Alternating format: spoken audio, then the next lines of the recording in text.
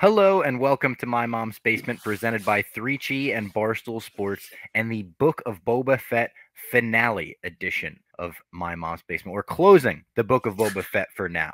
We might reopen it at some point, but for now it's closed. We're going to reopen a Obi-Wan Kenobi book very shortly because it was announced this week that show is coming May 25th on Disney Plus. That's going to be a 6-episode limited series. Clem, what did you think of the finale? Coming right back from LA, by the way. Shout out to Clem. Took a 6-hour flight cross country, hopped right back down into the basement when he got home. Came home, gave my kids their souvenirs from LA, and then just went right into the literal basement of my house to get this done. The people are demanding it. I've seen, a lot of opinions, loud, good or bad, whatever it may be. And people on YouTube could see I was looking for a book to actually close here and say we have closed the book on the Book of Boba Fett with the magazine of The Mandalorian with a bunch of just weird shit along the way. This is this is, I think, the most interesting series I think we've recapped, Bob, because it was so different. So I don't know if the word is uneven, disjointed. And I think part of that, disjointed is fair. I think that's Robert Rodriguez's style. I haven't watched a lot of Robert Rodriguez's stuff, so I may not be used to it. But then you add in that, like, we just had 2 episodes of a completely different show to go along the way. And if you go back to the last episode where we said, how are they going to wrap this all up? And we didn't know if they would, and if it would kind of just transition to Mando 3, they pretty much wrapped up everything as well as they could. I'm not going to say I loved it. I'm not even going to say I particularly liked the Book of Boba Fett. And I am going to say the highlight for me of the Book of Boba Fett was when he sat on the throne at the end of and listen, I am not including the Mandalorian magazine as part of the book. I'm saying for Boba Fett, I just think Boba Fett had kind of a rough run here when it's all said and done.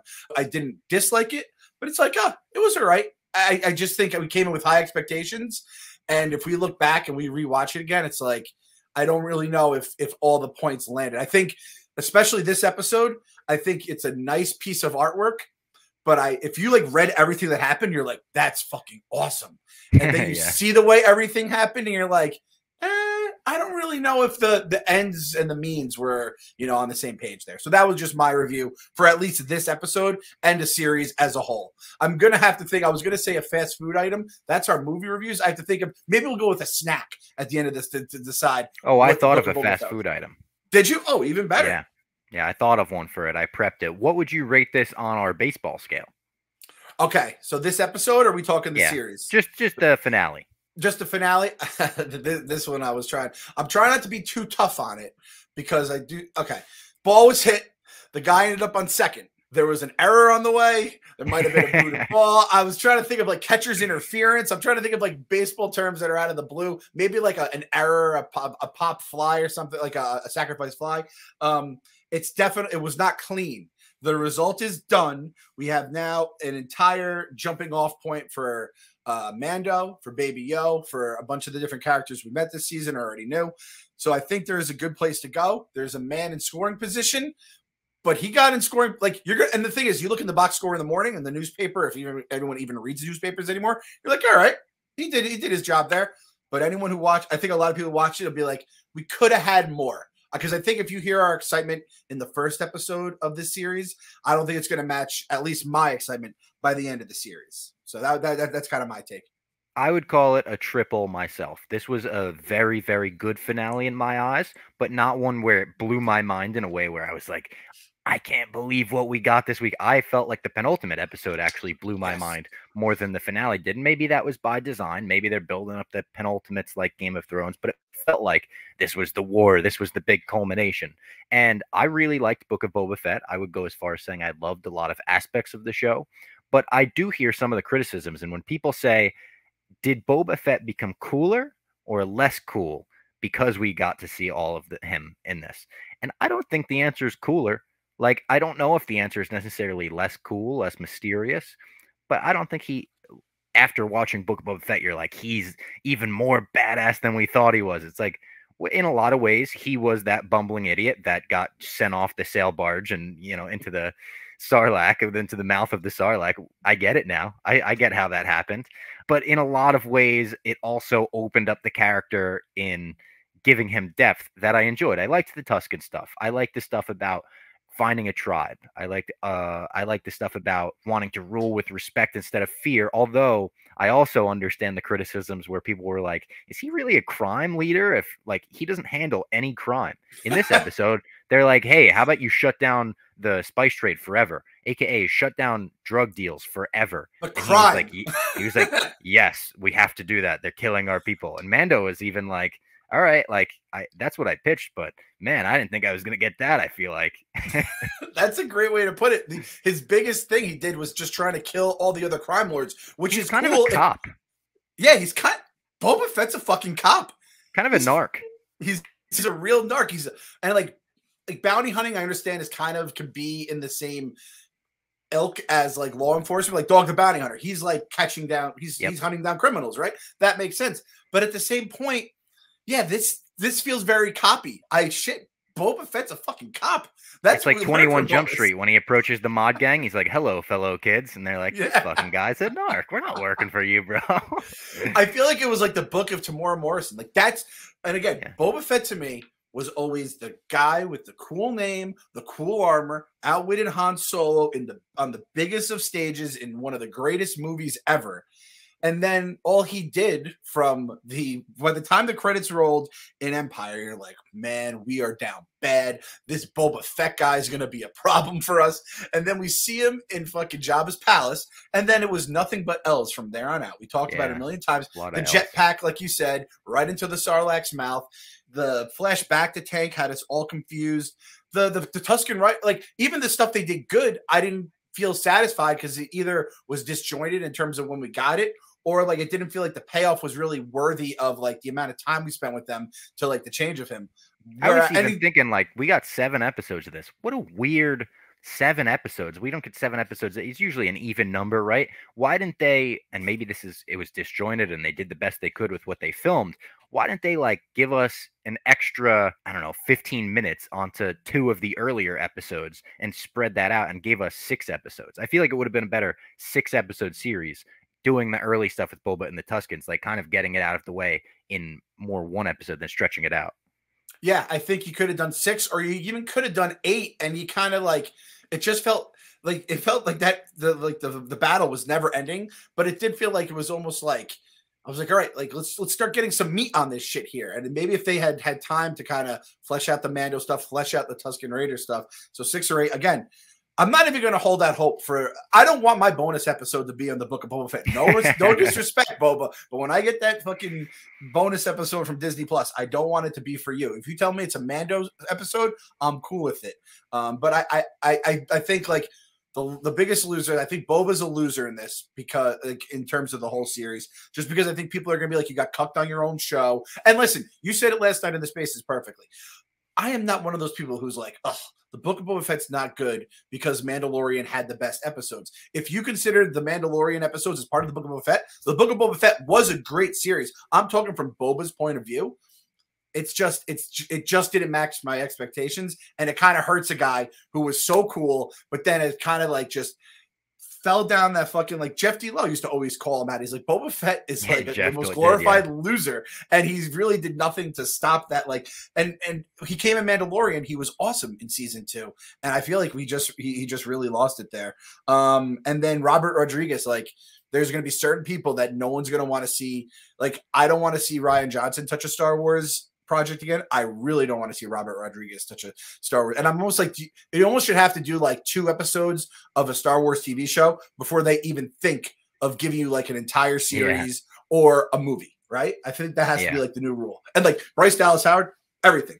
Everything, yeah. Give her whatever she wants. And by the way, speaking of all these great Star Wars creators, we have a new shirt out, a Favreau Filoni 24 shirt. This thing is absolute fire flames. If you watch Peacemaker, you know there's a little dialogue about what's your favorite color. Is your favorite color teal? We got some teal for the teal lovers on this t-shirt. It's awesome font, kind of Star Warsy font. We get the Star Warsy numbers on it. I think it's an awesome shirt. So get that shirt. I'll put the link in the description of the YouTube video or even the podcast that you're listening to.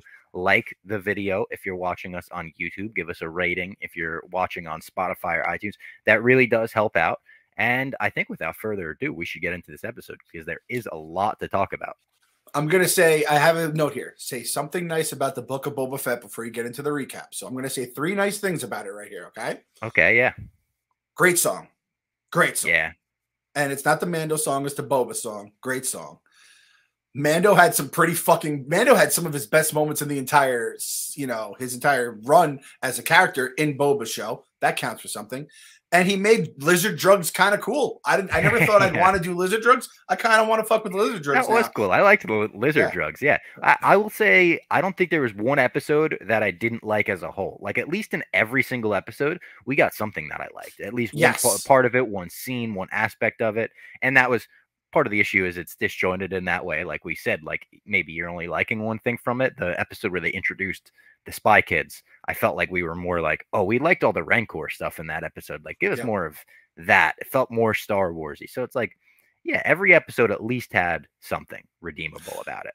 I would love, like, if like oral history or whatever of this comes out, and like we find out this was originally like a 5-episode series, and then then we just shot 2 Mandalorian episodes, and we just had to just throw it in to make it better. That would be like a hilarious thing. Like, Filoni fucking finally admits it, like on his deathbed, years from now. He's like, yeah, we knew that shit sucked, so we had to kind of throw some Mando in there. And I saw this on Twitter. I had a shout out. Sky Eric said it. He goes, it felt like it fell victim to the WandaVision syndrome, where we started a little bit, broadcasting our desires and shit like that, or we thought was going to happen, and for one reason or another, what didn't show up, or what fell flat, is what we remember more so than like the good moments. Like you said, every episode, like we're pretty fair here. There was no episode where just like, that was a waste of 40 minutes. It never really was like that.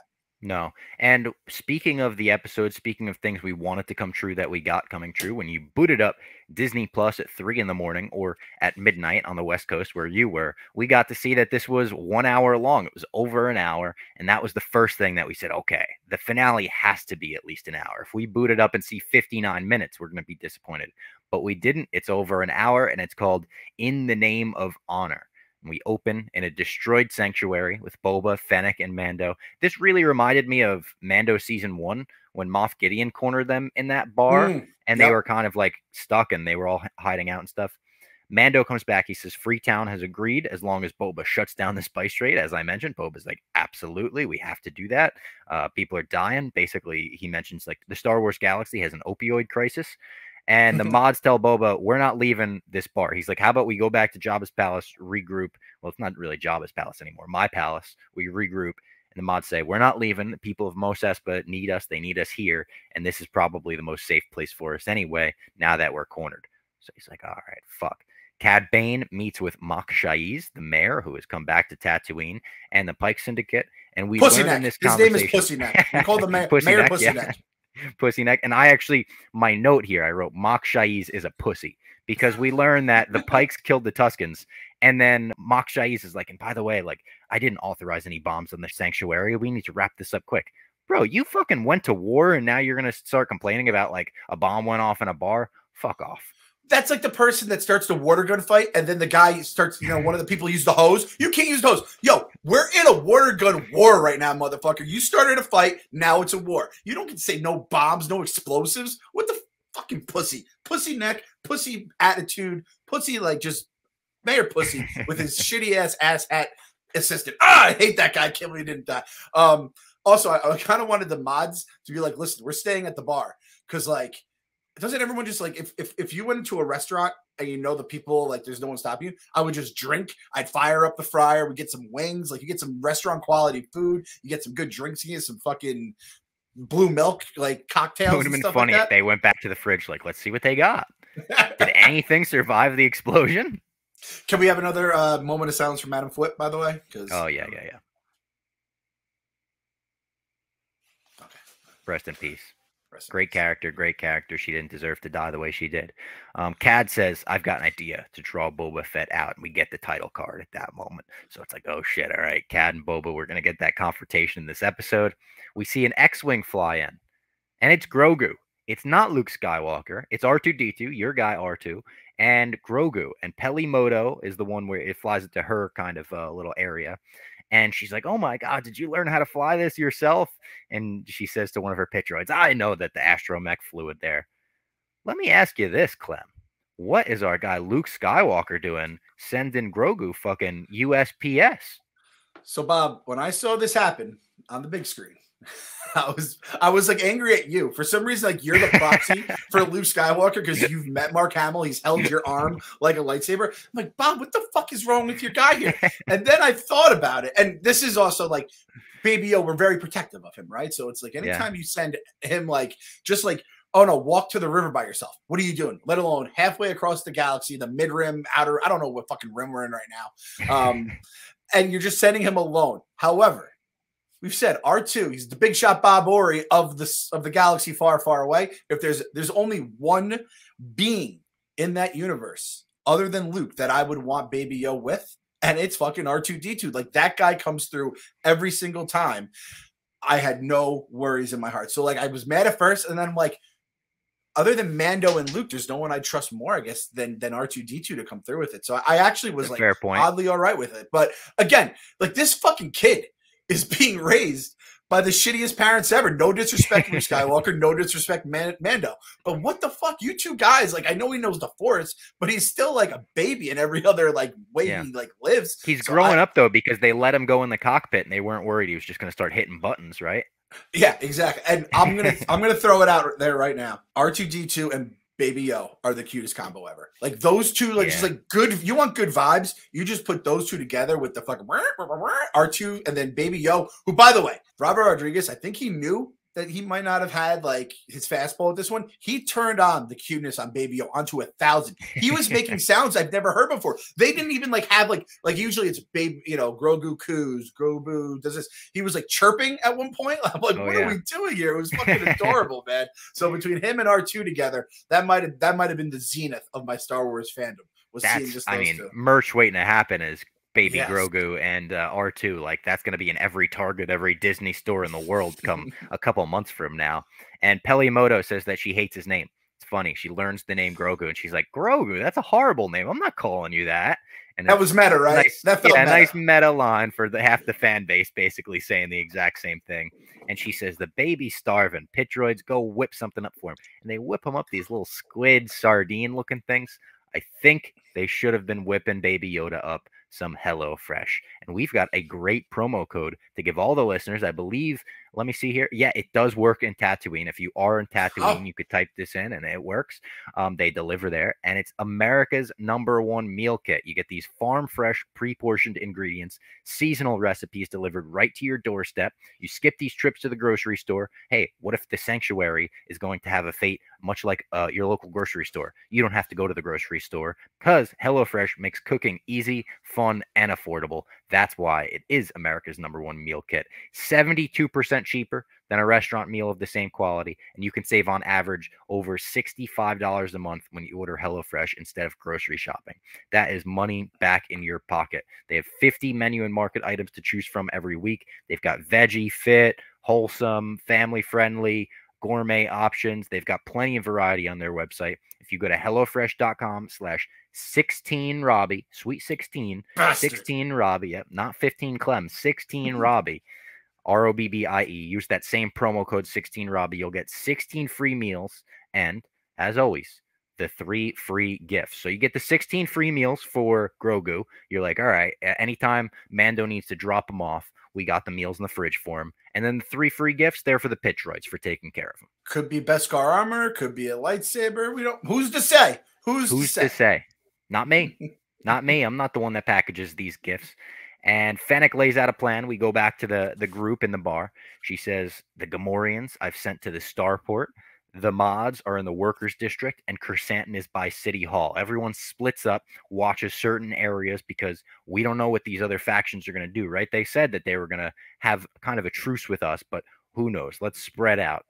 Winds up maybe not being the best military strategy to spread out because Cad Bane arrives. He is here to negotiate on behalf of the Pike Syndicate, and he's here to really kind of try to draw Boba Fett out into a fight. He wants the violence to break out and Boba Fett to be caught with his pants down, basically, with his helmet off, maybe in that world. I'm actually kind of surprised Boba was never literally caught with his pants down. He is a fucking awful fucking commander. That's why he wore the jumpsuit most of the time, you know? He was like, literally, I can't be caught with my pants down. He was caught with his pants down. But In what? the Oh fucking fuck, back he to was in the tank. back to tank. God damn it, Boba. He is the fucking.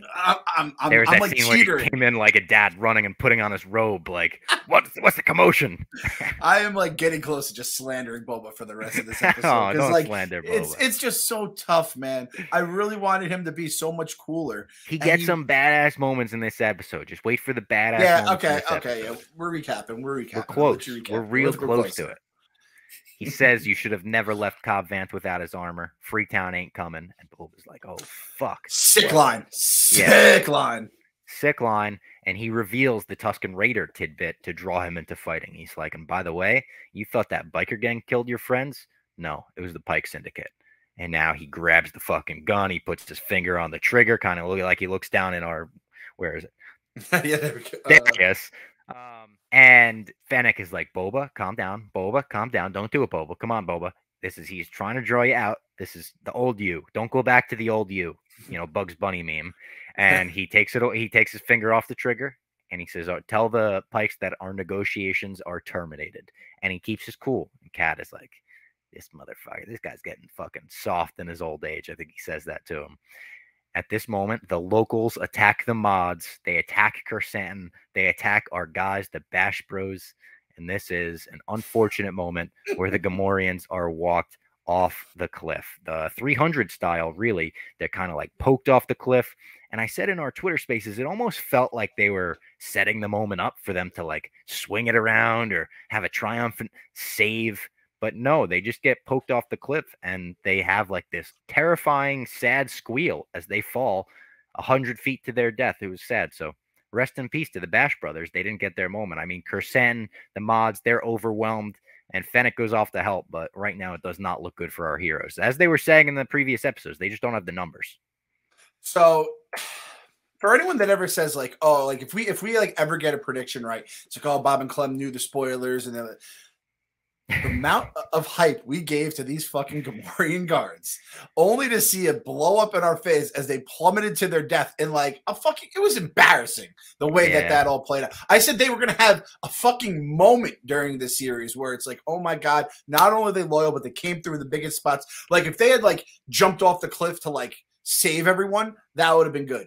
That was fucking embarrassing. It was the beginning of the battle, and they just got fucking just tossed like fucking garbage. Did we expect too much of them? I mean, were we expecting, someone to change? It's like we were expecting them to be something completely different. Because, I mean, that is kind of Gamorrean guards. I guess so. Like, again, like, these guys don't even deserve to get like getting hosed down. Like I guess I can give him credit for being loyal, but it's like either be loyal or be killed, right? So I don't know. Yeah. I'm starting to walk it back, and it's no longer Mark and Jose. We are changing their names retroactively. It is Dan and Ozzy. That's Mark McGuire's brother and Jose Canseco's brother, and they both fucking stunk. I think Dan McGuire was a football player. He wasn't even a baseball player, but nonetheless, really. He played football because he couldn't play fucking baseball, and they both fucking stunk. So R.I.N.P. Rest in no peace, Ozzy and Dan. I fucking hate you for embarrassing me in front of the listeners here and in front of my friend Bob, who put his fucking. We were in this together, so we both got embarrassed, and it's fucking bullshit. And I hate those fucking biker kids. I just wrote "fuck them kids," the Michael Jordan meme. I just don't like them. I know they weren't great. Their bikes, Jeff. Jeff T. Lowe, I love him. I actually got to watch it with him. Obviously, I was in LA with him, and Jeff was like, "He's like those goddamn bikes. Like the color just pisses him off so much." And I know how like Jeff is very detailed in everything he does, and that's why The Dozen is such a success because Jeff is so like prideful of it. But like he just though every time those little scooters came on the scene, he was so mad, and I just fucking hate. People are like, oh, I like the kids. I just don't like the bikes. No, I hate them both. I hate them both, and I hope they all fucking blow up in a fucking horrible thing. They should have pushed off the cliff instead of our Gamorrean guards, who stink, by the way. And I apologize for everyone trying to get their hopes up for this. It just was not cool. I thought the mods got better as the series went along. Like I minded them a lot less in this episode than I did previously. Still, what? We got I think we got R2. We got little baby Yoda coming down. It did sound like R2, yeah. The mods, though, I thought initially when I watched it, I was like, their bikes didn't look as bad. Their bikes kind of looked faster. And then when I rewatched it, I was like, you know what? They did kind of look slow again. Maybe the Vespas are just like they're like the grocery cart Vespas. That's just and that's why they're like, we don't have jobs. We can't afford fast Vespas. So I was looking at those stupid little bikes, and I'm like, maybe they have a restrictor plate on them. And I'm like, no. But if you're mods who modified your human, you could obviously modify the bike to go faster than 10 miles per hour. It's a good It's point. like what's Large's Sons of Apathy, where he drives his little Vespa around. That's what these fucking, they're like baby Larges. I don't want baby Larges trying to save the fucking day. No offense to Large, you know, real Large, but oh God, I just hate these fucking things so goddamn much. And they have little hooker guns too. They have the little hooker guns. I'm like, you guys don't even have cool blasters. There's nothing redeeming about them. I never watched Spy Kids. I know a lot of people make the Spy Kids connection because of Robert Rodriguez. F-. I fucking hate these kids, and they did nothing to redeem themselves. I thought they could be cool, like from a certain point of view. No, we're talking, and then we got flashback to Tuxtons without the back to tank. There was this. This is when it started getting muddled for me, and I started getting worried about how it was all going to come together. And we talked about this on the Spaces too. The way Cad Bane was trying to like get Boba all upset. It did feel very much like Ramsay Bolton trying to piss off Jon Snow by just, you know, saying awful shit. Obviously, the stuff with Rickon. And I honestly, the way they were talking about the Freetown, it was like the Freetown was like the Knights of the Vale, where it's like, if those motherfuckers don't come, we are cooked. Yeah. And the thing they said like they must show up. Yeah, except the Knights of the Vale are like legendary fighters, and Freetown is just a bunch of people that named their town Freetown after it got freed. It's second grade. Not the brains, but they're the muscle, you know? The muscle, yeah, the heart. They have it where it counts, right? Yeah. The Pikes arrive at the sanctuary at this moment. They're really cornered. We got a lot of fish heads. And Mando says, listen, I'm going to stay with you because of the creed. He's like, this is the way. And Boba Fett's like, you believe that fucking bantha fodder? Come on, dude. I'm taking the helmet off all the time. You should chill out. And the Major Domo fuckface, says, hold on. I actually went to college on Coruscant, and I majored in fucking negotiation. So why don't you send me out there with a tablet, and I could probably get us off world with maybe us paying a fee, us maybe getting a little slap on the wrist. And such a like shout out to Riggs and our friends that went to Harvard, but it's such a I went to Harvard, you know me. He's like the fucking guy in Good Will Hunting who's like, oh, I didn't see you in a history class. The history they teach that at Harvard. Come on. Just a fuck face. They sent him out with the tablet, and he starts reading it, and he's like, the offer is and they're like, fucking read it.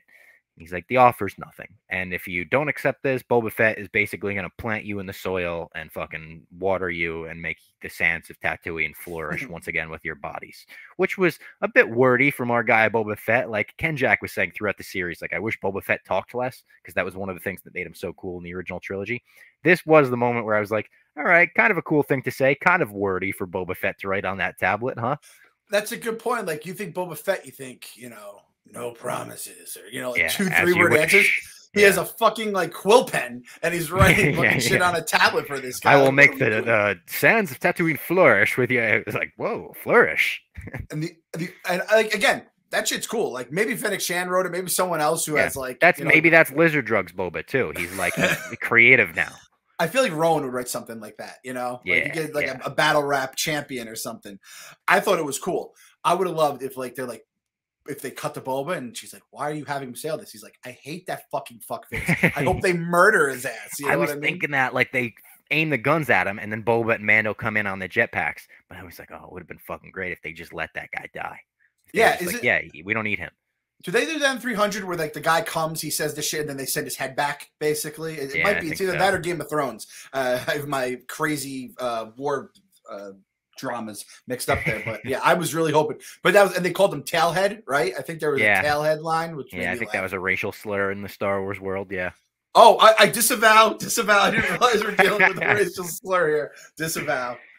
He was like, yeah, I've heard that one before. So Mando and Boba come out on the jetpacks. They go back to back. We get a pretty badass fight scene. The armor is coming up huge. The MVP from Mando season 2, the armor. Big time. They keep getting shot, kind of bouncing off. Pew, pew, bouncing off them. The Freetown residents arrive just as they're getting overwhelmed. It's a cool arrival, too. They come on like a big speeder all together. We get the bartender, and he's like, they gunned him down in cold blood. We got to help you, whatever. And Mods and Santo show up to help. Santo is getting his ass beat. He winds up getting like shot in the legs and stuff, and they got to go help him. And they're like, "We owe you a dip in the Bacta tank after this is all over." And then, just when they think, "All right, we're safe," we get some big ass droids showing up. And these I compared in the Twitter Spaces to the Incredibles droid, and you said you thought the same thing. Same thing, Bob. It all clicked together. Feels like the villain robot from Incredibles, and then with the force in a field good from way Phantom too. Menace. I think that's a good villain. Yeah. Yeah, no, because it had the look of it a little, but it also had the like unstoppable element of it. It's like no matter what you did, he had an answer for you. Obviously, Syndrome, which is an all-time great villain to him. I got to shout out that kid. He's a fuckface too, that little brat. Yeah, but big fuckface. I got to shout him out the entire plan. Incredibles is a great movie. We could just go in. We might have to do it. My favorite Disney movie, as I said last week. They should fucking have thrown in the Incredibles in as Chapter 7 here, just to kind of be like, all right, it's like we went from Boba Fett to Mandalorian to the Incredibles randomly to then the finale of Boba Fett. Even 8 episodes, it would have all made sense in the end. But when I saw the force field go around, I go, all right, like we're going to bring in some prequels technology here, like just like you did with the Naboo Starfighter. We're going to make people love these things that were really cool. It's just the actual movie made people kind of hate them. I was going to say, yeah, they were always cool. like cool in the movies. They were a cool toy. They were cool in the video games. Always so annoying to have to destroy in the Lego games because you would have to like shoot their force field, get that to break first. And Boba's rocket firing jetpack doesn't even work against their big force fields. The Darksaber doesn't even work. Can't get through with the Darksaber. It's like, oh fuck, what's the Darksaber good for if it's the saber that could get through everything, but not this? It was tough look for Boba too. Like if you want to know what Boba Fett is as a metaphor, he is the rocket pack. It's cool, like the rocket launcher. It's cool in like visual sides of things, on but paper. practically, yeah, on paper, awesome. And then when actually shit has to like go down, it's a fucking, it's like, it doesn't make any sense. Everybody. Who designed this thing? It doesn't work. Yeah, exactly. He's bending over to shoot it. It's so goddamn, and that's Boba Fett in a fucking nutshell. It breaks my heart to say it, but it really was. I forgot about like the jet, when they both took off in the jetpacks and started flying. I was like, oh, that's right. Like we can fly. We're in the money right now. I started feeling good. Knee rockets just out the ass. Yeah. Knee rockets going left and right. Was that the Whistling Birds? Those little bitch ass. The Whistling Birds did make an appearance. Yeah, they got it too. That was nice to see. I when the bartender showed up, I was like egg on my face. I thought he was gonna, turn his back on us, or he'd be like a real detriment to the cause. It was like the common demands Knights of the Vale is definitely what it felt like. And I thought Big K was going out like Scarface. Like he was just getting shot. He's like, and I was waiting for the dude in the sunglasses to fucking take him out with the giant shotgun. And at this point, Boba's so fucking cheeky.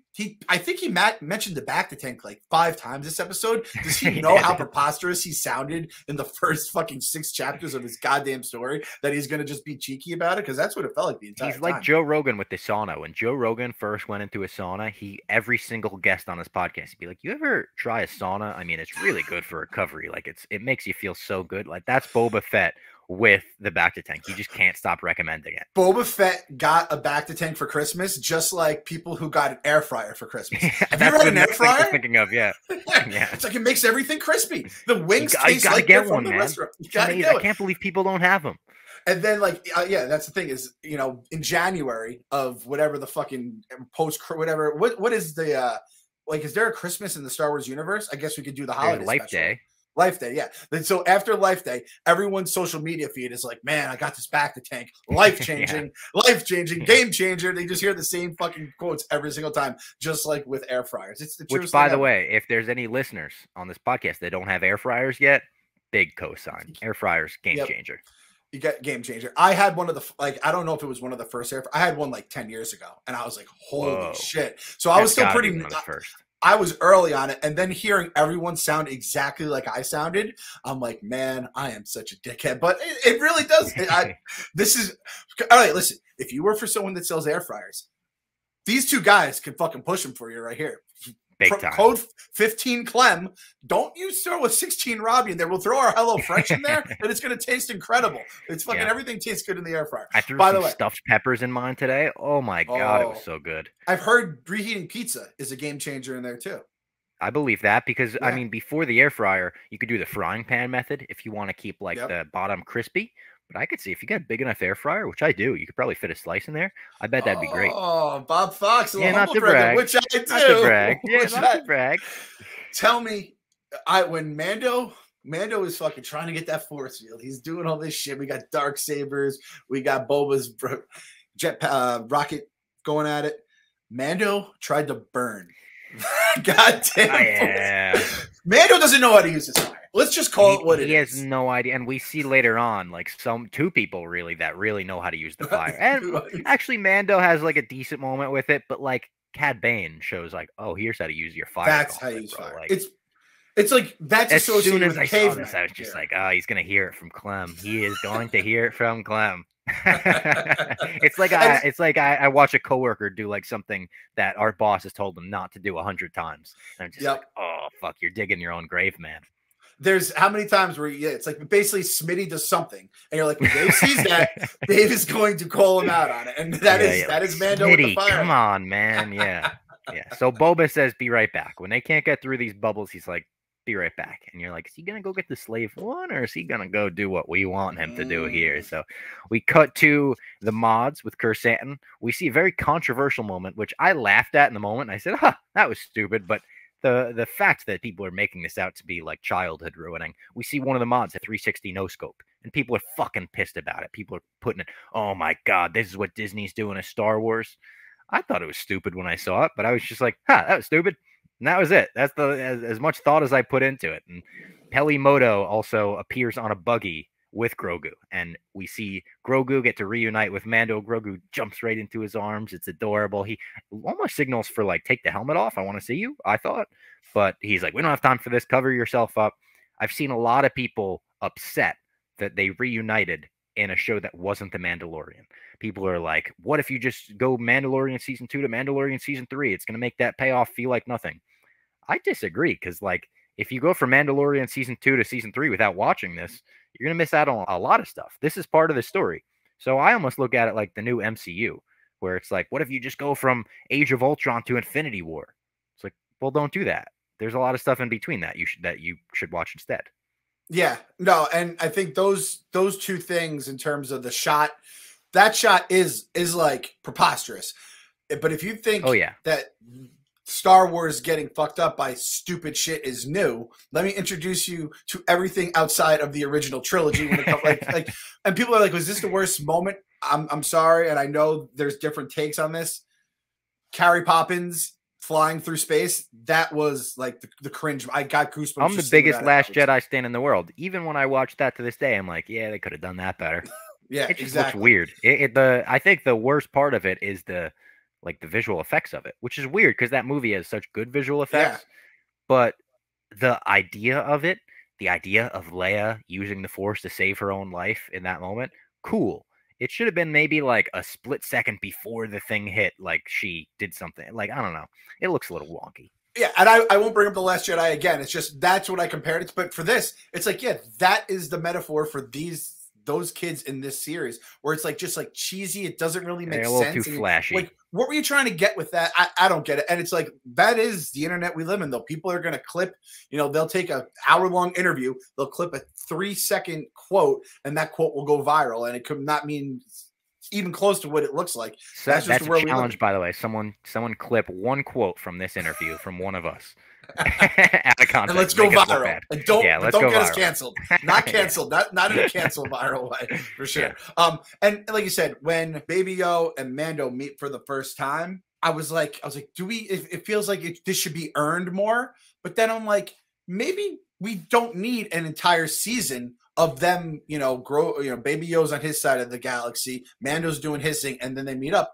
Maybe they were never meant to be apart that long, because it sucked when they went apart. And listen, if you want to say Baby Yo should have been, training for the Force for a while with Luke, and then he makes that decision and makes it bigger, I guess. Or maybe he just never was going to be on that path. Like, not everyone has to go to Jedi school and fucking at least get 2 years in before they drop out. Training? Let's say from the end of Mandalorian season 2 to Mandalore for Book of Boba Fett's episode 5 or whatever, could have been a couple weeks. That's longer than Luke, right? It's longer than Rey. And if you, yeah, exactly. And if you want to say the Book of Boba Fett, the biggest thing to come out of it was Baby Yoda reuniting with Mando, yeah, it was. That's the whole problem. That's why it sucks for Boba Fett, fucking Boba Cuck Fett, whatever we call him. What Like, a world we're in though now, where we're like, I get that you gave us the Boba Fett show, but just give us the new Disney Star Wars characters. We love those Disney Star Wars characters. People saying that.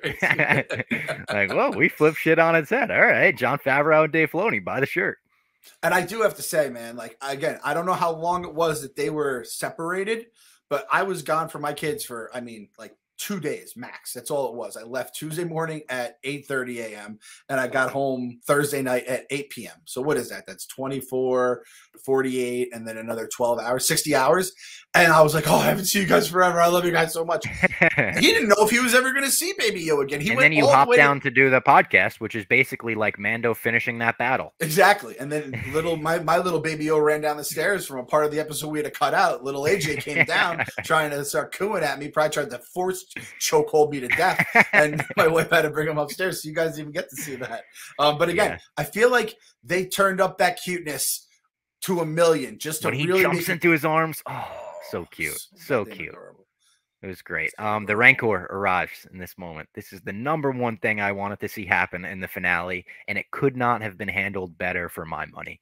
I loved the entrance of the Rancor. It reminded me of a monster movie like Godzilla, like Cloverfield, like King Kong, when they showed just one body part at a time. Like we saw the back. We saw like in Godzilla, they show you like the foot stomping down before you see the whole thing. And then we see like a claw jump over a building or grab a building, and then fully the Rancor is there on screen and Boba Fett is riding it. And he looks like a badass. He looks like a warrior while he's riding it. And this was me being like, yes, in this moment where you could have someone swoop in and save the day, a new character that everyone wants, these new debuts, these new characters.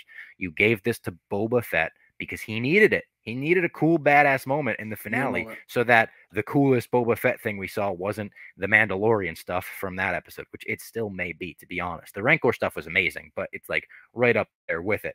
And Mando tries to kill one of these things with a laser. Once the Rancor comes out and he starts like beating it, and we see, okay, maybe the bubble is damaged a little bit. Mando runs into it. He gets in on the bubble, tells Grogu, stay put, and he starts slashing it up with the Darksaber. And then it turns on him a little bit. It starts to like try to stab him, basically. I think it hits his leg. It hits him in the Beskar armor, and he's like, ah. And then it goes to do it again, and our guy Grogu saves the day, just like he did back in The Mandalorian, just like he was known to in The Mandalorian. He rips a screw out of the leg of the droid, which I thought was such a clever way to do it as well, because when you see this massive droid, you're like, Baby Yoda really gonna save the day over this big droid? Like, I know that's not a remote force, but yeah, come on, like, what is he gonna do here? I think you can't crush that.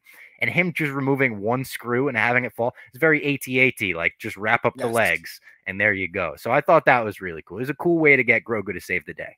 Yeah, and I was, as soon as he got there, I was like, we're getting some sort of force help here. And I'm happy the way they did it, where it wasn't out of this world crazy. And both ways, he does something later on, which we'll get to as well. And that was also like a cool way of him using the force, not an over-the-top, overpowered way. Yep, exactly. And I will say, though, like, I know some people were saying, like, what else would you do during it? But seeing these guys, they just kept shooting at the thing. I was like, come on, let's start thinking of some other, like you said, AT-AT. Let's go Ewok on these motherfuckers. Let's start thinking of different practical ways to break the force field or slow these things down. But I just felt like everyone just kept shooting. And this is, I have to also admit this. Again, I went out to LA. I was tired. I was out of it. It was midnight, which was actually awesome. I'll tell you. Anyone who ever like goes out and gets to watch like, sports starting at 4 o'clock because the 7 o'clock Eastern games start at 4, that is incredible. NFL Sunday starting at 10 a.m. A dream, a little brunch and some football. Incredible. Being able to watch these things at midnight instead of 3 a.m. Oh, Bob, it's living. I'm telling you, pal, it's living. Have you ever done that? No, I don't think I ever. No, I haven't. And I think when I went to Las Vegas, before I went to Abu Dhabi, there was like a little quarantine I had to do in Las Vegas. I think that's when like WandaVision first came out or something. So I think I maybe have, but I think they should really make it midnight on the East Coast, 9 p.m. on the West Coast, and then it's a conversation online. Everyone on the West Coast watching live because it's not that late for them, and all the hardcores on the East Coast will stay up for it then. That would be so awesome if we got that for Moon Knight. I don't think they will because it seems like all streaming services, Netflix, Amazon Prime, Hulu, they all seem to do the midnight PT. But man, I can't imagine. That would be so awesome. Not having to stay up till 3 in the morning. Like, listen, am I upset that we're not getting Boba Fett next week? Of course. Am I happy to get a good night's sleep on Tuesday for the first night in 6 weeks? Yeah.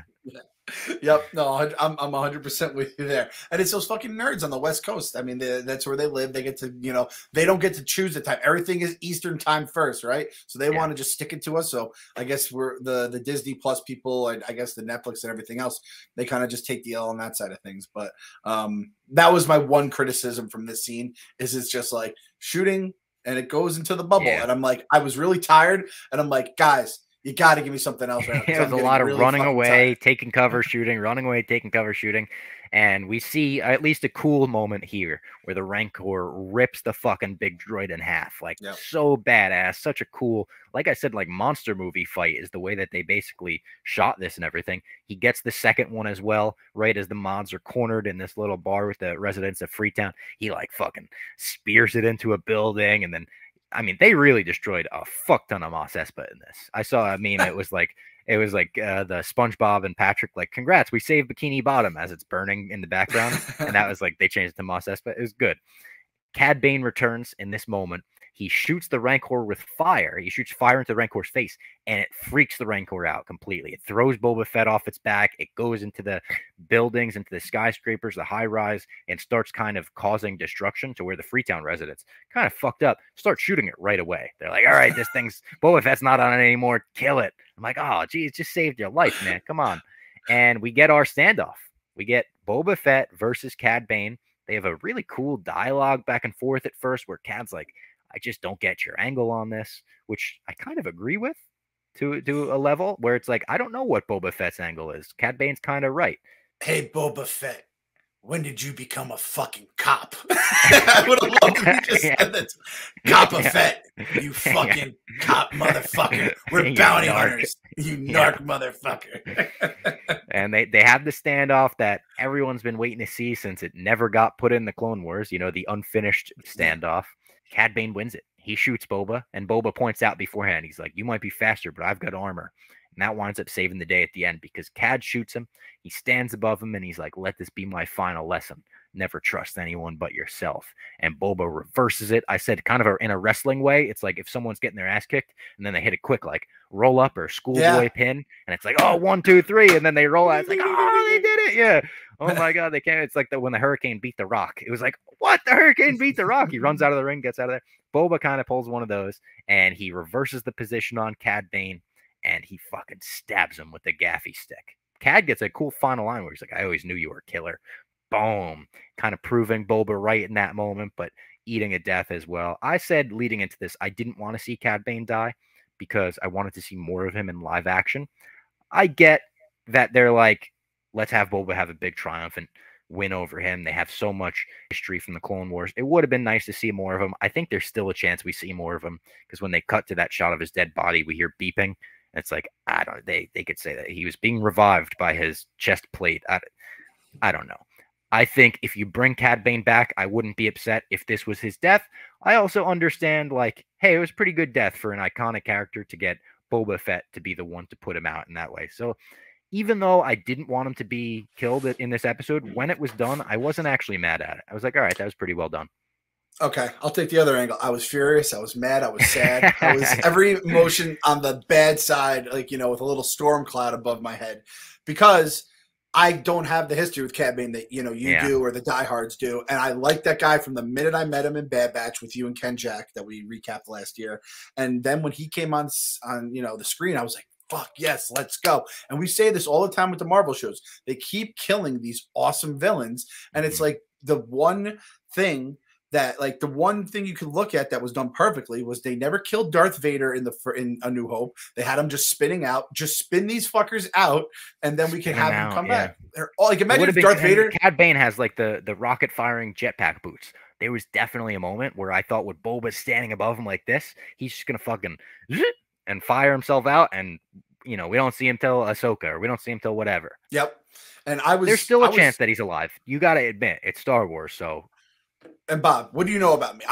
What's your prediction for this Star Wars? Cad Bane comes back to life. I'm gonna be saying that every fucking series and movie until like he does come back one day. And we can get, like you said, flashbacks of him. But for the casual fans, the people that do not watch the Clone Wars or the cartoons or the expanded universe shit, like we met this awesome character and we saw him for like 5 minutes total, and he's gone now. And I just think that's kind of a bummer. And yeah, you can go back and watch the Clone Wars, but I just think there was more to be done for him. And I get giving Boba that win is awesome, but I still don't, again, with all the other stuff Boba caught in this fucking, even Cad Bane was like, you and your back to tank. Like he was fucking clowning him on his own show.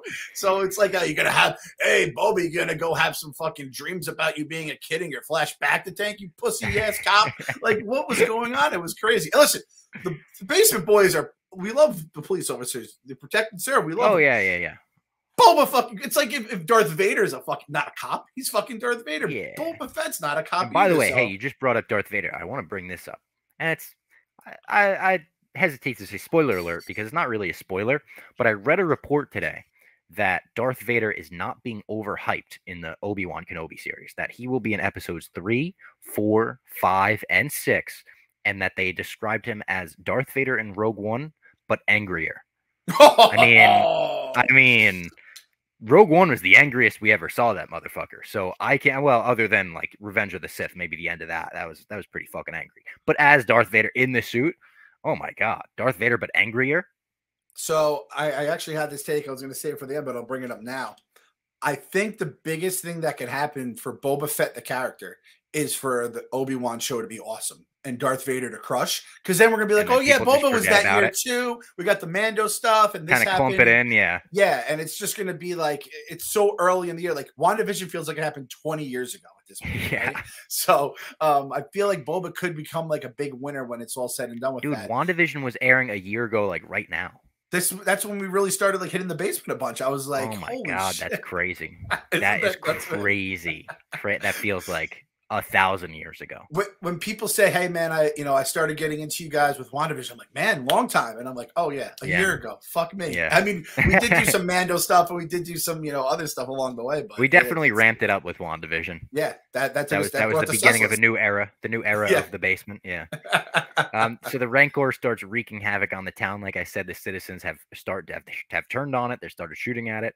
The Mandalorian tries to ride it and tame it. He's unsuccessful. The Rancor fucking bites his head like it's an action figure or something, and he's a toddler. Awesome. And it obviously doesn't do anything to his helmet because it's Beskar and everything. And he uses fire successfully here. He shoots the fire right into the mouth of the Rancor and lets it unleash him. Yeah, it lets him go. And in this moment, I thought, I know this is going to be a reference for maybe me and not you, Clem, but the stoners in the basement will get it. If you ever accidentally fill the bong up with non-cold water, if you accidentally put hot water in there and then take a rip out of the bong, that's pretty much what it feels like. Getting fire put right down your throat like that. Yeah, it's not something that I would recommend. If you get a bong, get one with the ice catcher. You put some ice in there. Ooh, that's the good stuff. I've done a few with ice, a few bong hits with ice, and it is heavenly. It is fucking heavenly. It's like I didn't know if you were a previous. I've partaken in the past in a previous life. Yes, all right, you're not a cop. First time, yeah, exactly. I'm not a cop. First time I ever smoked was out of a bong. Do not recommend that because I think I landed on Tatooine at some point during. Yeah, I don't. The first time I ever smoked a bong was actually Dallas Braden's bong with Dallas Braden's weed, and I had to leave his house. I was like trying to keep it cool for a while, and then I was like, Dallas, I got to be honest, I'm too high. I got to go home. And he was like, all right, yeah, put me in an Uber. And we were driving through the hills of California, 60 miles an hour, me and John Kelly. And you could ask him the story. I was white knuckling the handles of that car, just being like, oh my God, we're going to fly off the cliff. We're going to fly off the cliff. And we weren't even close. But funny to look back on. Doing your first time smoking weed out of a bong. That's basically like, oh, you know what? This is the first time having sex. And here is Lana Rhodes right here. And it's like, I you're not ready. Eddie. Our friend Eddie, we're both Ed heads. He says the first time he smokes weed, he wants it to be with Joey Diaz. And me and Trent were like, oh my, this is like, I've never played basketball before, so I would like to start off with a one-on-one against LeBron James. What are you talking about? Here's Madden. Let's turn it on all Madden, and you can be the fucking Joey Giants. Diaz would kill me with weed. I'd be the first guy to ever OD on weed if I tried to smoke with Joey Diaz. But yeah, as the Rancor is still going crazy in town, Grogu appears and he starts waddling up to it. I have a cousin, Chris, who is a cop. Shout out cops. And he texted me and said Grogu has the most gangster waddle in the world. Now we're shouting him out. Shout out cops. Yeah, we're gonna have to like sell dare shirts now. Hey, the force is there's a balance in the force. Yes, you know, we got to even things up at the end. And he said he's got the most gangster waddle in the world. And I was like, it's fucking true. Rewatch this. The way he was just walking up to it all confident, and he uses the force to put it to sleep. And he just has it really calmly, like lay down. He goes to sleep, and then Baby Yoda waddles up behind it. He kind of pets it a little bit, and then he takes a nap right beside it, which reminded me of Chaps's dogs. You know, when Chaps's dog like lays, the little one lays on top of the big one. It's like, oh, this is adorable. Baby Yoda laying with the Rancor. People are like, oh, look at this creature. Very Jedi-like for him to diffuse the situation without causing any violence, which he's remembering more than he learned, maybe. There we go. Yep. And I just love that that's Baby Yoda's thing where he just like puts things he just does his job and then he just takes a little nap. He takes a fucking killer or something they'll call him. Like he just murders things and then puts them to sleep and then puts himself to sleep. Trent texted me right after he watching. He's like, most Espa is destroyed, huh? And I was like, dudes rock. We fucking we have to like, you know, turn to him for like his like help financially, and then he'll be able to. True. Maybe Boba has like the long end. You know, like we didn't really get to see fun, but we're you know, and pussies. Everyone else was like, "What the fuck?" They're like, "Our troops died too." We were for Fennec in this scene because all season she's been turning to Boba, being like, "Can I kill this motherfucker? I want to kill him." Almost like got this urge. And she finally gets to kill a room full of devious, conniving, evil motherfuckers. And Boba says the Bacta tank is being used right now. So we're like, ooh, who's in that thing right now? The squad includes the rat catcher, which I thought was interesting. The little droid was with I didn't see him. But in Mando season 3, if we get a second season, I want more of him. He was great. We loved him in that one little scene. So I was happy to see him alive, happy to see him part of the squad. We cut to space. Grogu is in that little Naboo starfighter bubble. He looks just as cute as we thought he would. And he's back to the Bacta tank. We start pushing closer. And I'm like, oh my God, could it be Vanth? Which is cool. I'm happy Cobb Vanth isn't dead because they did. He's a great character. And Thundercat is with him. So he's going to make him a little metal, give him a little metal shoulder or something. I think that. And I guess I can say if that ends up being the commercial that plays during the Super Bowl for Obi, in kind of a fucked up way. I was hoping Cad Bane was going to be in there. And he's like, I don't know why he nursed Cad Bane back to health, but I was. And listen, that would have been fucking cool. You know how, like, I owe you a dip in the Bacta tank. Yeah. Would have been funny to see like what the fur looks like in the Bacta tank, right? Like as it's like floating in there. And I thought if they wanted to tease Obi-Wan, the next Star Wars show, that would have been a fun Obi-Wan blog where I said it's coming out May 25th. If the Super Bowl trailer is literally just the Tatooine is going to be, oh my God, after Obi-Wan, let's retire Tatooine for at least a bit. Yeah, that's the exact point I was about to make. I am so excited for Obi-Wan.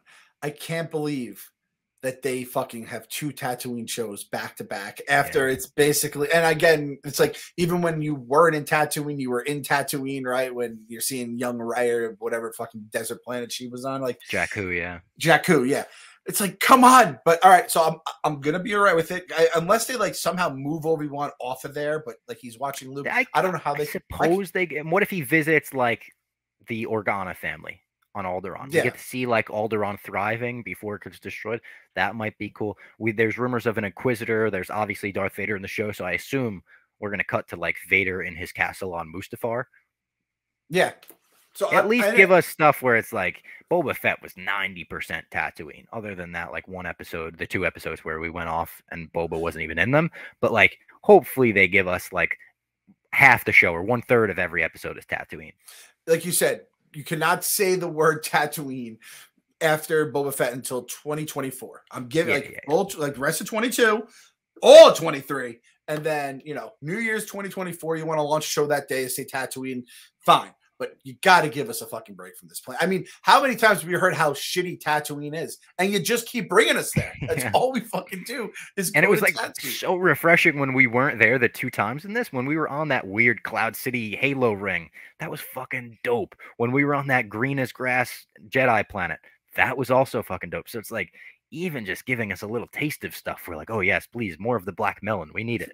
Like, get us off Tatooine. And again, like you said, with the commercial, it could hit all the spots. And I think we plan, at least we'll see how it all shakes out at Super Bowl. Yeah. Doing like we'll power rank all the commercials. If we get like a Batman, we get this, we get that. Because that's going to be probably the talk of the town now that the world has gone fully nerd. And I'm going to hit up Jose Youngs. So keep an eye out. We're going to do a Moon Knight episode. I think it'd be smartest to do it soon, almost get people aware of him, because the show doesn't debut till the end of March, but we're gonna have a lot of Batman stuff to talk about leading into Batman and then after that. So I think we're probably gonna do that soon. I hit him up last week because I saw he just like randomly tweeted like, I want to talk about comic books with people, and I was like, well, I got two people that want to talk about comic books with you. You're gonna have to get your ass back down in the basement. He's like, all right, I'm there. Twist my arm. 100% need him back. I have to also say, from the end of the Book of Boba, I know Ken Jack said that they're looked at as very strong, like criminal group. The Pikes, I've never been less. I'm so underwhelmed with the Pikes right now. There was like, and we saw like 1,000 of them getting off that spaceship. There was like 10 of them this episode. Yeah, like, there weren't that many. Are they just a bunch of cowards? And like once shit goes, like, wait, they brought lasers to this fucking gunfight, and then they all just turned around. I didn't understand that. They sent the two droids, and they overestimated what they would do. They were like, we sent the two droids, but the fish people could stay off Tatooine. You know, they don't like going to the sandy planet. That makes sense. They're like, listen, everything's in fucking Tatooine. The whole fucking there's always wars breaking out there. Yeah. They're always it's like a movie, and the TV shows always take place there. It's like, yeah, dude, fucking Tatooine. At least they had the decency to not have it exclusively at Mos Eisley. They had it in Mos Espa, so I was thinking that they did a good job of giving us different looks, and they did a lot of it in the palace. They gave us new looks at the palace, the sanctuary bar, all that stuff. So all right, they tried. Baby steps. Yep. Baby. Yeah. And I think the biggest winner of the series was the Banthas. Like, remember how much we loved Banthas after that one episode with the mommy. I was going to say Max Rebo. I mean, Max Rebo survives twice, not once, but twice. Because he's a criminal underlord, Bob. What do you expect? He's the one fucking selling Darth. Don't say Darth that. Rebo. Spotify's going to pull us for misinformation. That's true. Darth Rebo. Darth Rebo. It's a theory I have. Like, some would call it a conspiracy theory, but it's a theory nonetheless that Darth Rebo and Darth Banks are fucking Darth Jar Jar are going to be fucking uniting. So you better watch what you say about him. All right. That was the Chapter 7 recap of the Book of Boba Fett. This has been a great series. Thank you to everyone that's been watching on YouTube, following along on the podcast. It's been a lot of fun. We've got series to come, so keep paying attention to the My Mom's Basement feed, whether it be on YouTube or the podcast feed, because we ain't stopping anytime soon. We're only getting started here. The Obi-Wan show, the Moon Knight show, we got 100 movies coming out this year that are going to be great. Batman is on deck. Less than a month until Batman comes out. As we record this, tickets are on sale. So if people want to buy their tickets early, go to your local website, AMC, Fandango, whatever you use, get your tickets to the Batman, and I guess we'll talk to you next week. Anything else from you, Clem? We got to give the fast food review. I have to think the fast food review. I thought of mine, so I could start mine off if you want. I want everyone to leave theirs in the comment for the entire series, The Book of Boba Fett. And we're talking everything, episode 1 to episode 7, including the post-credit scene. You lump it all together, you throw it between a bun, you deep fry it, whatever it may be. Tell us what you think it is in terms of an item. Bob Fox, let me hear yours. So mine, and you got to listen for a sec, because there's a bit of a clarification that comes after the item itself. Mine is a Popeye's chicken sandwich, which most people be like, holy shit, that's a great item, right? With everything on it. Now, I don't like everything on my Popeye's chicken sandwich. When I get a Popeye's chicken sandwich, I have them take off the little mayo or whatever they put on it, and I have them take off the pickles. So if I got a Popeye's chicken sandwich with everything on it, would I eat it? Yeah. And would I enjoy it? Yeah. But there would be certain things on that sandwich that I wish weren't there. Know what I'm saying? That's a good one. That's a good one. All right. So overall, good. I give it thumbs up. I'm a Star Wars nerd. I got the fucking lightsaber on my arm. You're going to be hard-pressed to find Star Wars that I vehemently hate. You're going to be very, very hard-pressed to find that. Even Solo, my least favorite Star Wars project, I'll throw that on every couple months and be like, yeah, I hate a couple scenes out of this, but hey, Lando is cool, and there's a couple cool scenes. You know, I always like finding the good in Star Wars. I like the way you preface that too. You take stuff off. So I think you just gave me mine. And this is going to seem a little extreme here, but you already got my thoughts on the episode. And I think we talked about it a few episodes ago on the pod. I think the Book of Boba Fett was the Air, Land, and Sea, the McDonald's secret menu item where you have a Big Mac, you have a filet of fish, you have a McChicken. In between, there's a lot of shit going on there, right? You have a bunch of, I mean, you have a tartar sauce, you have the Big Mac sauce, you have, I guess, mayo with the McChicken. You have 3 different kinds. You're getting Mandalorian episodes, you're getting Boba Fett episodes, you're getting flashbacks, right? You're getting fucking, you don't even know characters from the Clone Wars where you're like, oh shit, they're here.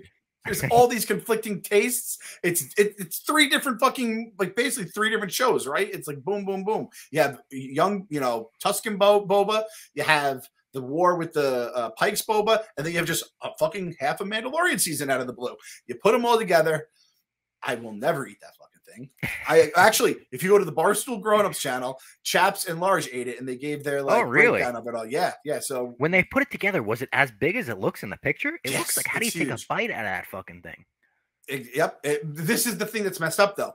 They give you the 3 items individually, and you have to go get yourself. Stupid. I hate that. It's so lame. It's so lame. If they offered it like together, and even the crunchy McDouble, I would order that, and I would give that a shot. I'd give the hash brown egg McMuffin a try. The fact that you got to build it yourself, and call me lazy, just the principle of that makes me want to never order it. And I guarantee you it's probably like they probably didn't want to make a wrapper that could fit that giant monstrosity, right? So it's probably like I'm guessing something silly like that. I thought it was just like they didn't want to waste employees' time or something, but it's probably more about the wrapper.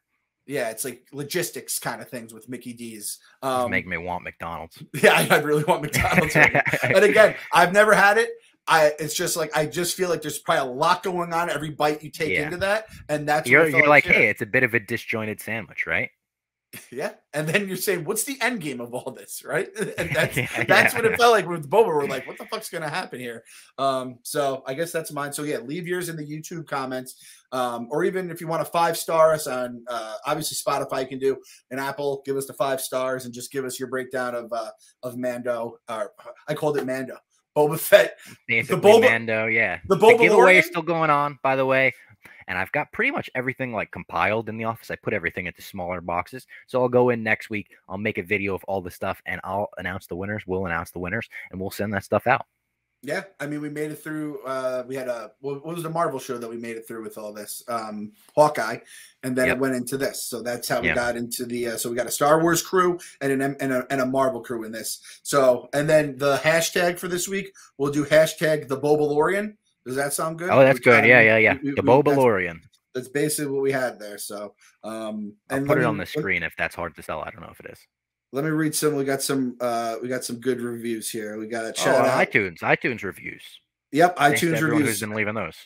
So we're gonna shout out everyone who shouts us out because that's the right thing to do here. We got Giovanni Miguel 13. We got NetSweat 33. And we got, I don't know if it's Kingley last time. So shout out to you guys. CJ Decker 69, I believe we had as well. So you guys leave us the 5-star reviews. We appreciate it. And so what's next? What's next in the basement? The Batman will be the next big movie. And then Moon Knight is the next show after that. Moon Knight is the end of March. And then after that's Obi-Wan. Pretty much right into Obi-Wan, I believe. I'm amazed we even have a break right now.